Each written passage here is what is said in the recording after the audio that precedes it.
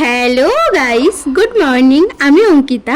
আজকে সকালটা একটু অন্যরকম শুরু হয়েছিল। আজকে বাড়িতে মা ছিল না, মা গেছিল দোকানে।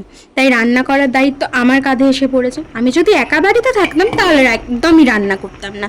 যেহেতু দাদু আছে তাই রান্না করতে হচ্ছে। এই তো ডাল, আলু সেদ্ধ, ডিম সেদ্ধ, ভাত। রান্না খুব একটা ভালো করতে পারি না, তবে যেটুকু পারি চলে যায়। এমন একটা সময় ছিল যখন গ্যাসটাও জ্বালাতে পারতাম না, তবে এখন সব শিখে গেছি। পরিস্থিতি সব কিছু শিখিয়ে দিয়েছে। আমার মা আর 5টা মায়ের মতো হাউস ওয়াইফ নয়। আমার মা কাজ করে। কাজ করে বলতে আমার মায়ের দোকান আছে। তো কি করব, মা তো সারাদিন বাড়িতে থাকতো না।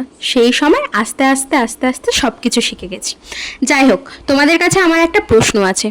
তোমরা বলো তো, তোমরা গ্রাম ভালোবাসো নাকি শহর ভালোবাসো? আমি তো গ্রামের মেয়ে, তার জন্য সবাই আমাকে অনেক কথা বলে।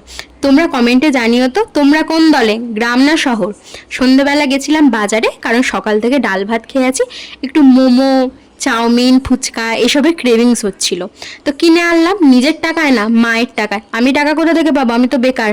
আমি খেতে থাকি, তোমরা লাইক করো, কমেন্ট করো, ভালো লাগলে শেয়ার করো, আর প্লিজ প্লিজ প্লিজ সাবস্ক্রাইব করো। কি হবে একটা সাবস্ক্রাইব করলে? এতবার করে বলছি, একটা সাবস্ক্রাইব করতে পারছো না? টাটা।